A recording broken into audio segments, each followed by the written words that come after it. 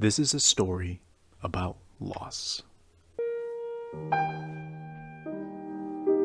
The story begins in Norway in 1937 when Odin loses his wife and son.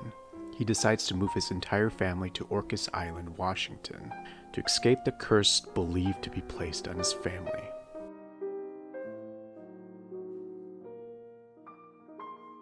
Odin Finch, with his daughter Edie and her husband Sven and their newborn daughter Molly, they bring their family house to the shores of Orcas Island, where the house capsizes and Odin drowns. So even at this point, it seems that the curse has followed them to America. Eventually, Edie gives birth to children and they all grow up, but one by one, it seems that the curse starts taking each of their lives.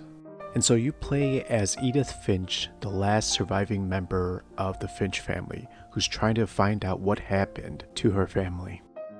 Those of you who have played this game, I think you can sort of gather that a lot of the Finches were suffering from mental illness. Sure, some of them had tragic deaths, but I think a lot of trauma and buried trauma made the curse a real tangible thing, which itself became sort of like a self-fulfilling prophecy. Nothing is more true than with Louis, Edith's older brother. Dear Mrs. Finch, as Louis's psychiatrist, I can understand your desire for an explanation. As I see it, the trouble began in January, shortly after we convinced your son to seek treatment for substance abuse.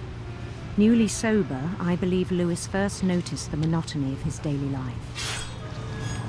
Here I am, chopping up fish's heads off. Typical Tuesday.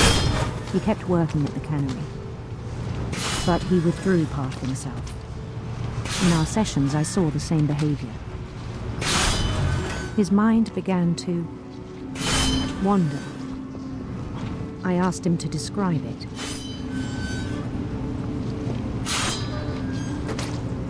He said he started small, imagining a labyrinth.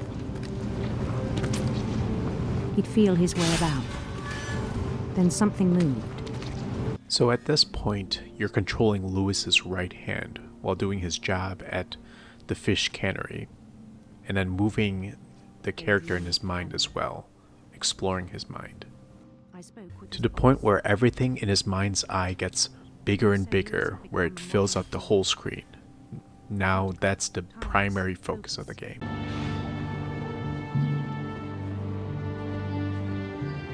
My imagination is as real as my body, he told me. It was hard to argue with him.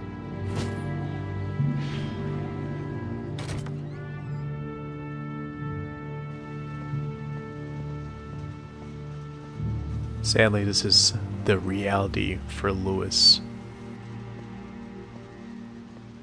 And here is Louis's locker, filled with Chinese food, games, and posters of leaves. I began to forget the world we know.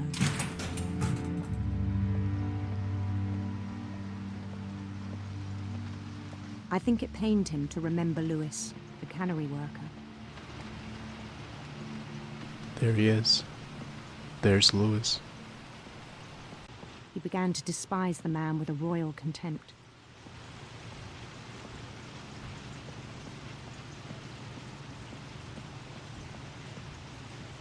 Hello. I still thought I could save him. Even after he said he was being crowned king over all the lands of wonder. The palace would be packed with his companions. Hey guys. Why is this an escalator?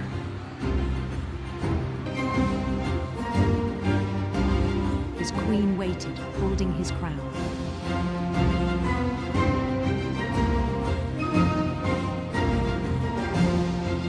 There was only one thing left to do. I'm so slow. Bend down his head. Hey, I see that up there. You guys aren't gonna stop it?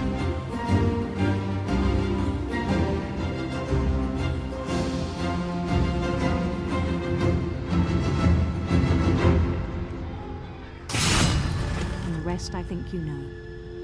Mrs. Finch, your son was a kind man who will be missed by all of us who knew him.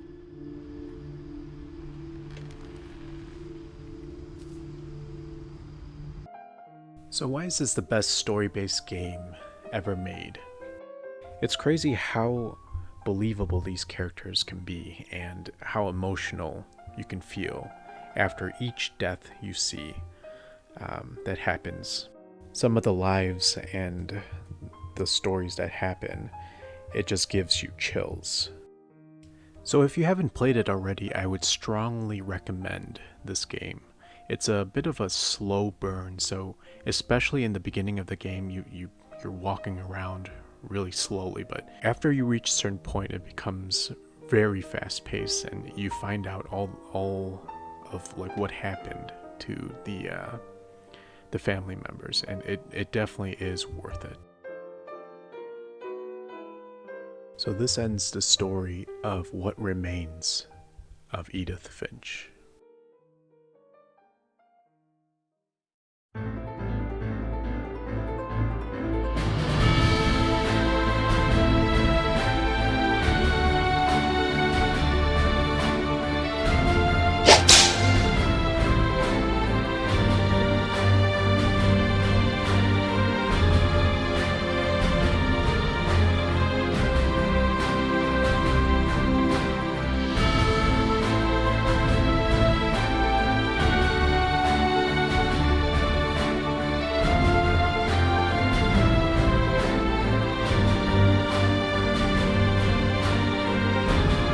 Disgusting.